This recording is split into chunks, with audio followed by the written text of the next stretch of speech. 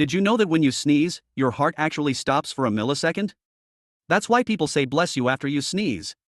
It might sound strange, but there's a fascinating reason behind it. Sneezing is a powerful reflex that can momentarily interrupt the normal rhythm of your heart. When you sneeze, your heart briefly stops, just for that tiny fraction of a second. That's why people started saying bless you as a way to wish you well and protect you during that split second.